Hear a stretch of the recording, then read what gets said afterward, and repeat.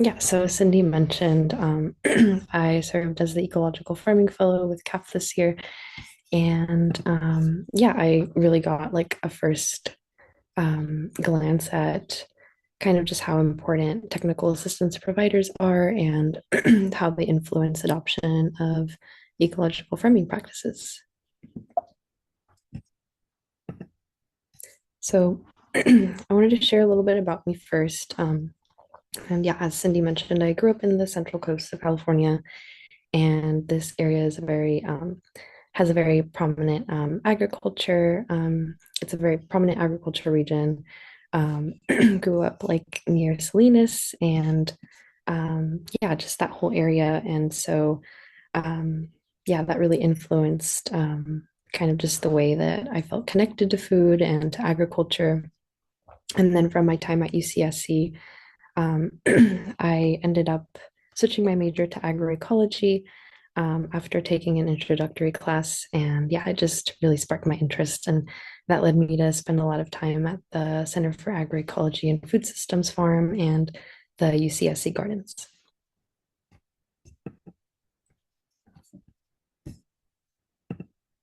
Sorry, it like skipped all the way to the end. Okay, so for those who don't know, CAF stands for Community Alliance with Family Farmers. And CAF's mission is to build sustainable food and farming systems through policy, advocacy, and on the ground programs that create more resilient family farms, communities, and ecosystems. And CAF's primary constituents or members are small to mid-scale family farmers who are interested in regenerative ag and or ecological agriculture. And something unique about CAF is that it's a statewide organization. So this map on the slide shows kind of how the different 9 different CAF regions are grouped in the state with different counties.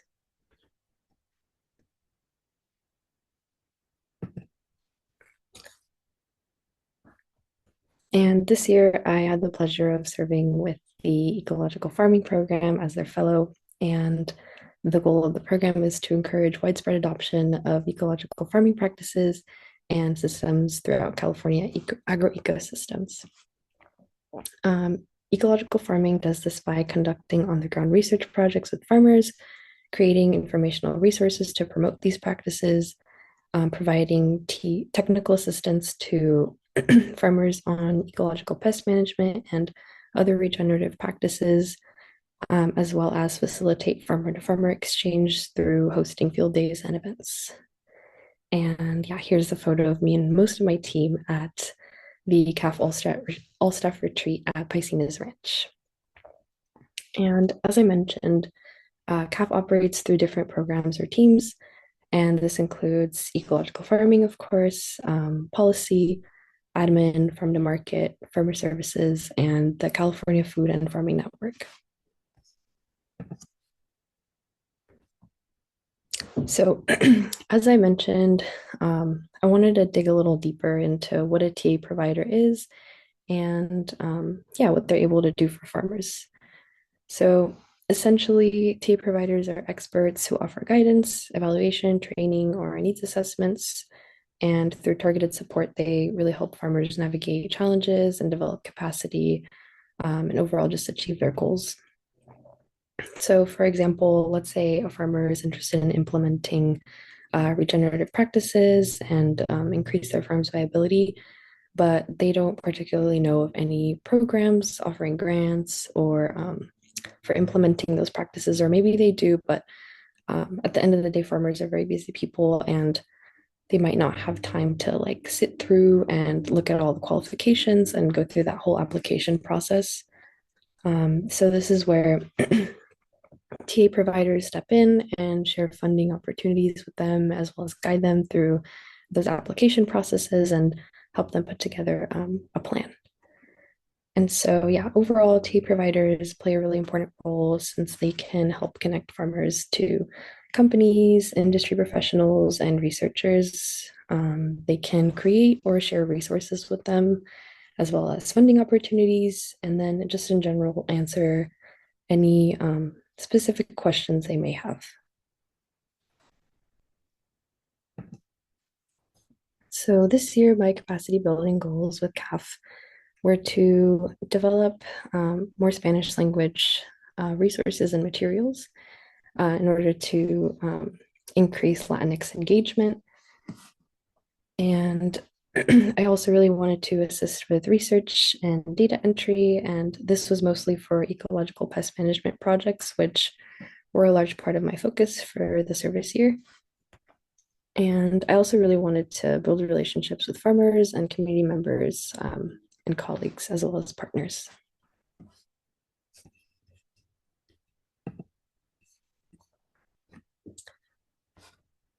So during my time at CAF, I was introduced more to ecological pest management, which really focuses on practices that are preventative and in order to just avoid the use of commonly used pesticides and yeah, avoid those harsh effects that they have. This includes beneficial insect releases, using predator attractants and food sprays, mating disruption, and cover cropping to avoid to support natural enemies and reduce dust that essentially leads to mites.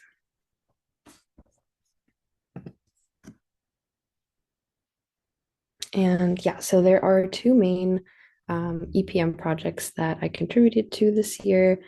The first one being BIFs, and that stands for Optimizing Spider Mite Management through On-Farm Research and Educational Outreach on Biological Control in Walnuts and Grape Production Systems in Sacramento and San Joaquin Valleys. So a couple of days a week, I would head over to the Bohart Museum of Entomology over at UC Davis and just help process the mite specimen and do some slight mounting, which I really enjoyed. My goal with this was to identify spider mites and predatory mites, as well as identify them as male or female. And of course, do some data entry with that, as well as field day blog posts.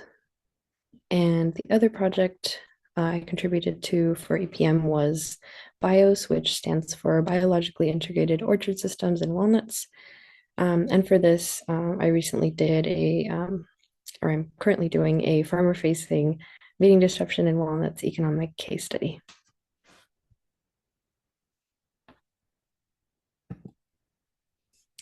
And as for Spanish language resource development, a project that really stood out to me was the Spanish speaking farmer video for ecological farming that I collaborated on with my team.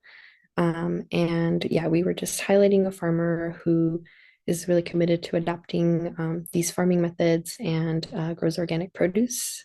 And yeah, that day was really memorable. It was really fun to just be out on his farm and yeah, just get to hang out and explore his farm and kind of just hear his story.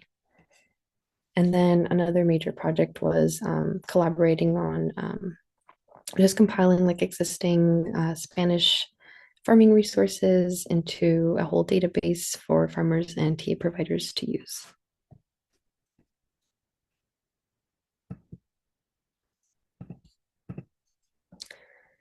So here's some additional fellowship projects and tasks that I also contributed a lot of my time to.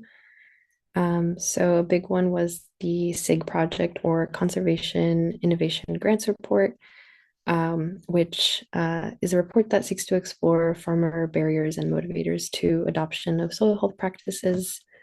For this project, I helped conduct the thematic analysis of farmer interviews, where we looked for overlapping themes and for the barriers and the motivators, as well as yeah, just kind of organizing these themes. The interviews were for non-adopter growers, and there will also be daughter trial grower interviews to code and and mother trial. I left off organizing these themes into broader categories and drafting part of the final report. And so I also contributed to additional resource creation, which was part of this was the monthly ecological farming newsletter to share out upcoming field days, events, grant opportunities, just resources in general. I designed a um, kind of like an outline for or just like a resource for the climate smart farming literature review, and just did additional blog posts for field days. Um, and so another major project was the pollinator habitat program TA. And so PHP is a grant that's overseen by CDFA, and it aims to improve ecosystem health and support small and underserved farmers by creating pollinator habitat on fallowed land. And for this, I worked with several growers in both English and Spanish to assess like their eligibility and fit for the program, and provided direct TA to two growers in the Central Valley to help put together some implementation plans for cover crops. And this grant is in collaboration with two of our partners, Pollinator Partnership and Wild Farm Alliance.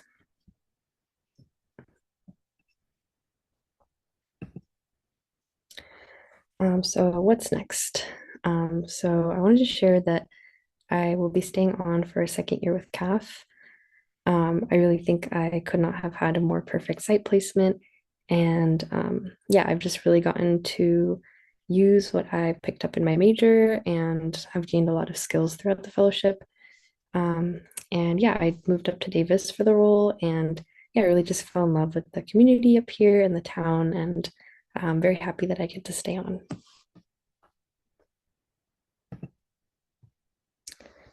And yeah, overall, I'd just like to give a special thanks to my supervisor, Layla, who couldn't make it, but I really appreciate her support. And I would also really like to thank the rest of my team for being so great to work with.